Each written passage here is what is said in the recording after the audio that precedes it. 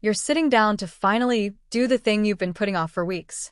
You open your banking app, you pull up your statements, and you start going through the last 30 days transaction by transaction. And at first, nothing looks alarming. It's all recognizable. The rent, the groceries, the utility bill, the usual stuff.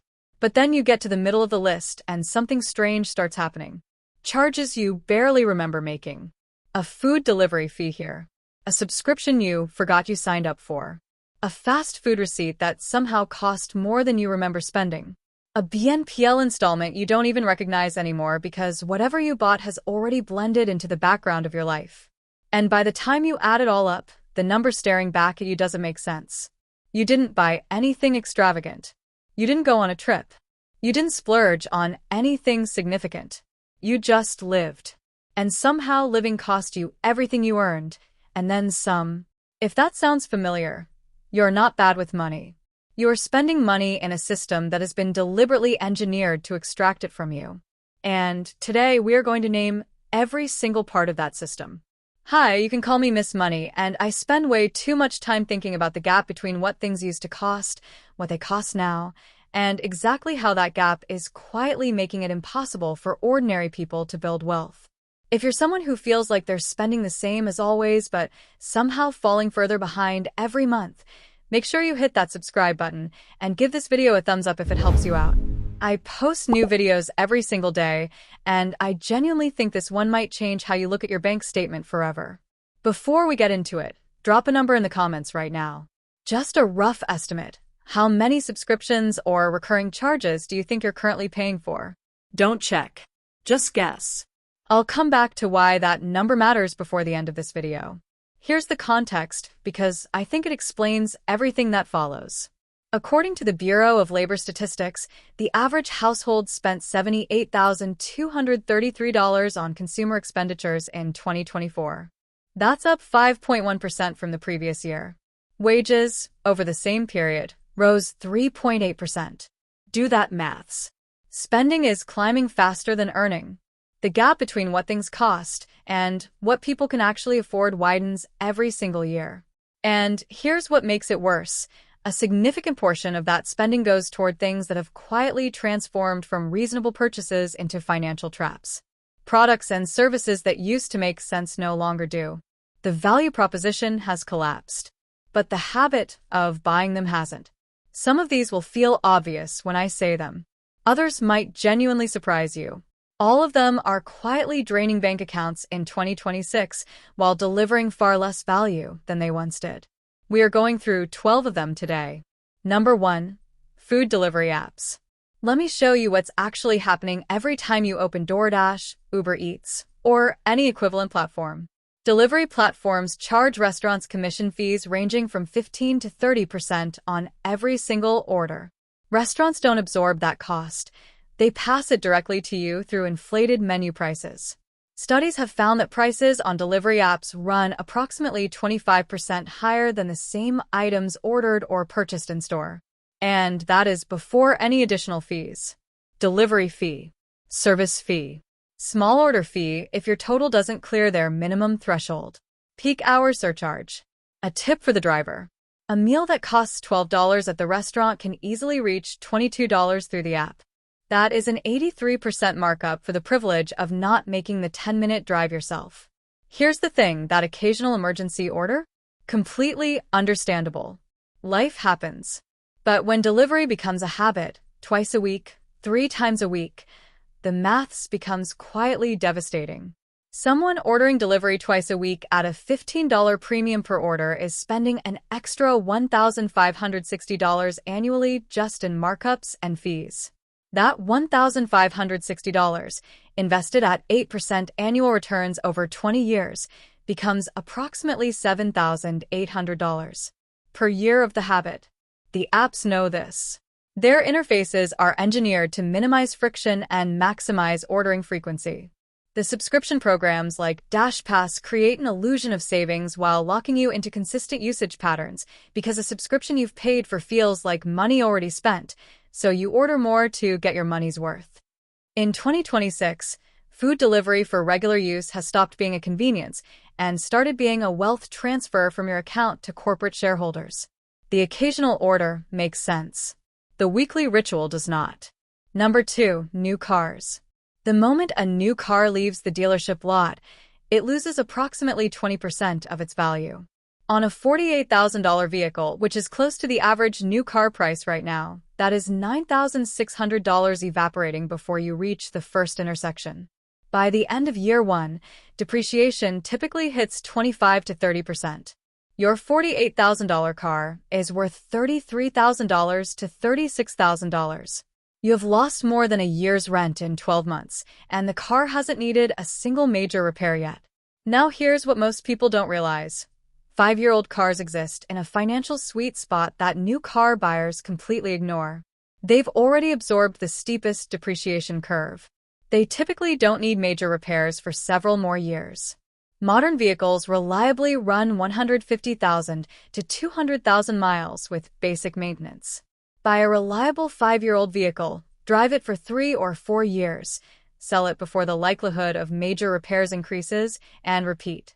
The depreciation during your ownership is minimal. You can often sell for close to what you paid. One pool of money cycles from vehicle to vehicle instead of disappearing into depreciation and interest. The average monthly payment on a new car loan reached $738 in late 2025, according to Edmunds. That is $8,856 annually before insurance, fuel, and maintenance. Someone who buys used with cash eliminates that payment entirely and redirects nearly $9,000 per year toward actual wealth building. And here's the data point that should settle the argument for good. Research on millionaire behavior consistently shows the typical millionaire drives a Toyota, Honda, or Ford. The median price they pay for a vehicle is $31,367. They understand that transportation is a utility, not a status statement. Number 3, sit-down restaurants as a weekly habit. Restaurant prices have increased 35% since 2019, according to the Bureau of Labor Statistics. A burger at a casual sit-down restaurant now costs $16 to $22 in most markets. Add a drink and a starter, and you're approaching $40 for one person before tip. 2 people going out for a reasonable dinner with drinks can easily spend $100 to $140. That same meal would have cost $50 to $60 5 years ago. This is where it gets really interesting because it's not just the prices. The value proposition has inverted. Prices have nearly doubled while portions have shrunk. The experience hasn't improved. In many cases, service has actually declined as restaurants navigate rising labor and supply costs. You are paying more for less. Drinks are the worst part of this equation.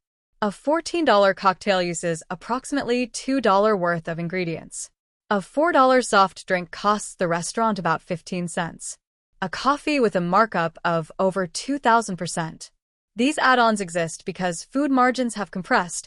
Restaurants increasingly survive on beverage profits, not food.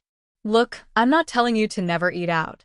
A genuinely special meal, a celebration, an experience with people you love. These have value beyond the food. What I am saying is that the weekly restaurant habit many households maintain has become economically irrational. A family spending $200 weekly on dining out, not unusual in many cities, spends $10,400 annually. That same family could eat extremely well at home for $600 a month, saving over $3,000 a year, while almost certainly eating healthier. The restaurant industry's response to declining traffic has been to raise prices further on remaining customers. The cycle continues. You don't have to be part of it. Number 4. Multiple streaming subscriptions. Streaming was supposed to save money. Cancel the cable bundle, pay $8 a month for one service, access unlimited content. That value proposition is long dead. Netflix Standard now costs $15.49 monthly. Disney Plus is $13.99. Hulu $17.99. HBO Max $15.99. Amazon Prime Video $8.99. Apple TV Plus $9.99. Peacock $7.99.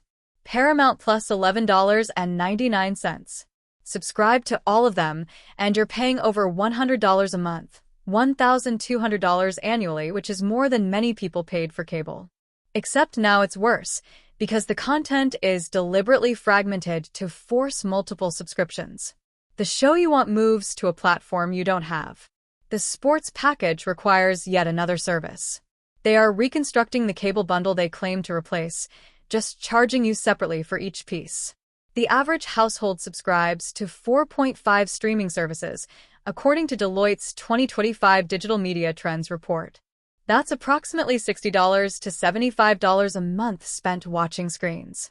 Here's the thing, there is a simple fix that almost nobody does because it requires a small amount of discipline. Subscribe to one service. Watch everything you want on that platform. Cancel. Subscribe to the next one. Rotate through services sequentially rather than maintaining all of them simultaneously. This approach costs $12 to $18 monthly instead of $75. You still access all the content. You just access it on a schedule rather than all at once. Streaming in 2026 only makes financial sense if you refuse to play the game they've designed for you. Number 5. Fast food at current prices. Fast food used to mean cheap food. That is no longer true, and the failure to update this assumption is costing people real money. A standard meal at McDonald's costs $12 to $15 in most markets. A Chipotle bowl approaches $15. Even historically budget chains now charge $10 to $12 for a basic meal. Fast food prices have increased 55% since 2019. Menu prices rose nearly 10% in 2023 alone. The value proposition of fast food was never the health. Everyone understood that. The value proposition was convenient, fast, and cheap. Remove the cheap and you're left with convenient, nutritionally poor food at premium prices. For $15, you can prepare a meal at home with actual ingredients, real proteins, vegetables, food that came from somewhere other than a freezer bag, in 15 to 20 minutes. The time difference is minimal. The financial and nutritional difference is significant. The fast food habit costs the average regular customer $3,000 to $5,000 annually. That's money being spent actively working against your health while enriching corporations that have correctly identified you'll keep paying regardless of what they charge. Number 6. Buying the latest generation of tech. The new iPhone costs approximately $1,200. It takes marginally better photos than the phone you already own. It runs the same applications at roughly the same speed.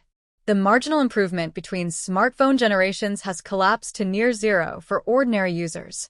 Here's what most people don't realize. The iPhone 16 versus the iPhone 13 offers almost nothing that a typical person would notice in daily use. Same social media, same messages, same email, same everything. Yet millions of people upgrade every 1 to 2 years and pay $1,200 for what are essentially imperceptible improvements. Planned obsolescence intensifies this. Manufacturers slow older devices through software updates. Batteries degrade by design. Repair costs approach replacement costs. The entire ecosystem is engineered toward constant replacement. The smart approach, by technology 1 or 2 generations behind the current release. A refurbished iPhone 14 costs roughly half what a new iPhone 16 costs and does everything you actually need a phone to do. The performance difference is undetectable in normal use. Someone buying new flagship devices every 2 years spends approximately $600 annually just on depreciation. Over a working career, invested consistently at 8% returns, that compounds into tens of thousands of dollars. For photos that are 3% sharper. Number 7. Expensive weddings. The average wedding now costs approximately $35,000 according to the Knott's 2024 Real Wedding Study. $35,000 for a single day. One event. Roughly 6 hours. And here's the painful irony. Research consistently shows that money is the number one cause of relationship breakdown. Starting your marriage together with $35,000 in debt or $35,000 removed from your savings seems like a particularly counterproductive way to begin a partnership that will be financially tested for decades. The wedding industry has perfected emotional manipulation to a degree that should make us all uncomfortable. Everything costs more when the word wedding is attached. A photographer charges double for wedding photos versus family portraits. Flowers triple for wedding arrangements. A venue that costs $500 for a corporate event costs $5,000 for a wedding reception.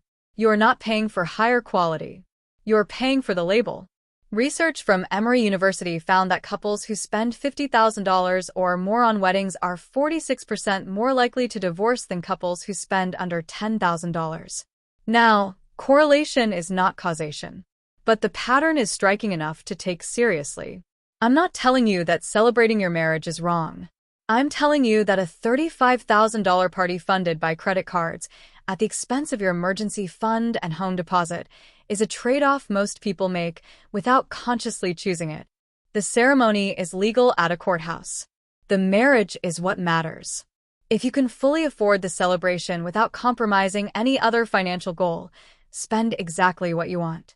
But if that number requires debt or financial sacrifice, you are trading long-term security for one day of spectacle. The photographs don't pay dividends. Number 8. Luxury travel you can't actually afford. Airfares have increased 30 to 40% since 2019. A domestic round trip that cost $250 now costs $350 to $400. International flights have seen similar increases. A week-long trip for 2 flights, accommodation, food, activities easily reaches $4,000 to $6,000. A family Disney trip now averages $8,000 to $10,000 for a week, according to travel industry surveys. For someone earning $50,000, that Disney trip represents 20% of gross income. After tax, closer to 25% of take-home pay for 1 week. Here's what most people don't realize. Travel has genuine value. Experiences matter. Seeing different places and cultures enriches life in ways that material purchases genuinely don't. I am not arguing against travel. I'm arguing against travel funded by debt, taken by people who can't cover a $1,000 emergency, which, according to Bankrate, describes a significant portion of people taking multi-thousand-dollar vacations every year. The dopamine of a holiday booked on credit is real. The stress of the debt repayments that follow is also real, and it lasts much longer than the memories. Budget travel provides most of the experience at a fraction of the cost. Road trips instead of flights. Private rentals instead of resort hotels. Local markets instead of resort restaurants. The luxury travel industry has raised prices because people keep paying. You don't have to. Travel within your means creates genuine enjoyment. Travel beyond your means creates credit card statements that arrive long after the good feelings have gone. Number 9. Buy now, pay later financing. Affirm, Klarna, Afterpay, these services have made financing available for virtually anything. A $50 pair of shoes. A $200 kitchen appliance. A $30 skincare product. The pitch sounds reasonable, split into 4 payments, no interest if you pay on time. The reality is more revealing. These services exist because they are profitable. They are profitable because people pay late fees, miss installments, and accumulate debt for things they wouldn't have bought otherwise. Research shows that BNPL users spend 10 to 40% more than they would if paying up front. The psychological mechanism is simple. A $200 purchase feels significant. 4 payments of $50 feel manageable. Your brain processes the smaller number, and the total purchase happens for something you couldn't actually afford. Nearly 40% of BNPL users have missed at least 1 payment, according to a Federal Reserve Bank survey. Late fees accumulate. Some services charge interest on remaining balances. The free financing becomes expensive debt. The older principle still holds. If you cannot pay cash for something, you cannot afford it. Exceptions exist. Houses, sometimes a vehicle, assets with genuine long-term utility. But financing a blender, financing clothing, that is debt for consumption, the single worst category of debt, because the thing you bought loses value immediately while the debt remains. Every BNPL plan is designed to separate you from money you haven't earned yet. The companies offering them are not doing you favors. They have built business models specifically on the gap between what you want right now and what you can actually pay for. Number 10. Branded products where the generic is identical. A bottle of branded laundry detergent costs $12 to $15. The store brand version, often manufactured in the exact same facility, costs $6 to $8. The cleaning performance is virtually identical. Consumer Reports testing consistently finds that store brands match or exceed branded quality across most household categories. Generic ibuprofen contains the same active ingredient at the same concentration as the branded version, at half the price. The premium you pay for the branded name funds marketing campaigns whose entire purpose is to convince you the product is worth the premium. Circular logic.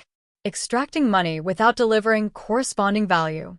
Household spending on consumer packaged goods averages $5,000 to $7,000 annually. Switching from branded to store brand equivalents across the board saves 25 to 40%. That is $1,500 to $2,500 back in your pocket every year for products that perform identically in your home. Designer clothing takes this to an extreme. A plain sweatshirt from a luxury brand costs $800 to $1,200. The same garment without the logo costs $40 to $60. The material quality difference is marginal. You are paying for the privilege of advertising someone else's brand on your body. Status consumption has always existed. What has changed is the scale of the markup and how unapologetically brands exploit it. Number 11. Subscription boxes. The subscription box industry has grown into a $32 billion market. Boxes for makeup, snacks, dog toys, wine, books, clothes, razor blades. The model exploits a simple psychological principle: people love surprises. The dopamine hit of opening a mystery package triggers the same reward circuits as gambling. The anticipation frequently exceeds the satisfaction of the actual contents. The math rarely works in your favor. A typical subscription box costs $25 to $50 monthly. The products inside are worth less than that at retail. That is how the companies maintain profit margins. You are paying premium prices for random items someone else selected, many of which you will not use or did not particularly want. Cancellation is deliberately complicated. The services know that inertia keeps subscribers paying long after genuine interest has faded. There are people right now paying $35 monthly for boxes sitting unopened in a cupboard, not because they forgot to cancel, but because cancellation requires more friction than staying subscribed. If you genuinely want specific products, buying them directly costs less. If you enjoy the surprise element, recognize you are paying an entertainment premium and decide if that premium is worth it consciously, rather than by default. Number 12. Premium coffee drinks as a daily habit. A specialty coffee drink costs $7 to $9 in most markets in 2026. A basic brewed coffee starts at $3 to $4. Coffee at home costs approximately 25 to 50 cents per cup using quality beans. Even premium specialty beans rarely exceed $1 per cup when brewed at home. The daily $6 coffee habit costs $2,190 annually. Making coffee at home daily at 50 cents per cup costs $182.50 annually. The difference, over $2,000 per year. Invested at 8% returns over 30 years, that $2,000 annual saving becomes approximately $245,000. $250,000 for making your own coffee. Now, I want to be fair here, because this is the piece of financial advice that often gets mocked as oversimplified. The premium coffee shops are not just selling caffeine. They're selling environment, ritual, and social signaling. For some people, that experience is genuinely worth paying for. That's a legitimate choice. What is not a legitimate choice, or rather, what is not really a choice at all, is spending $2,190 a year without ever consciously deciding the experience is worth $245,000 of your future wealth. The habit formed before the calculation happened. Make the calculation. Then decide. Here's what all 12 of these have in common. They exploit psychology. They exploit convenience. They exploit status anxiety. And they rely entirely on people not running the numbers. The moment you run the numbers, the picture changes completely. Each category on this list represents thousands of dollars annually. Combine even 4 or 5 of them, and you're looking at $10,000 to $20,000 in yearly spending that delivers minimal lasting value. That same money, invested consistently, builds the kind of financial security that actually changes your life. The economy in 2026 wants you spending unconsciously. Algorithms are designed to trigger purchases before your rational brain catches up. Marketing budgets exist to manufacture desire for things you didn't know you wanted 30 seconds ago. Financing options remove the friction of not having the money right now. Subscription models automate spending so it happens without a decision. Your only defense against all of this is awareness. Knowing what things actually cost. Knowing what they're actually worth. Understanding the gap between those two numbers. None of the 12 categories I've listed today are inherently wrong. Some of them might genuinely improve your life enough to justify the price, and if they do, spend on them consciously and without apology. The question is never whether anyone should ever spend money on these things. The question is whether you have made a deliberate decision, or whether the spending just happens while you're not paying attention. Now, go back to that number you dropped in the comments at the start of this video. The number of subscriptions you guessed you were paying for. Go and actually check. Add them up. Run the number. I'd be willing to bet it's higher than you thought. And I'd be willing to bet a meaningful portion of those charges are for things you either don't use, barely notice, or would happily cut if someone had asked you directly. That awareness right there is worth more than any single financial tip I could give you. Subscribe if you haven't already. Hit the notification bell. Every single day, I am here with content designed to help you keep more of what you earn because you worked for it. Make sure you hit that and like it button. should be building your future. I'm Miss Money, and I'll see you in the next one.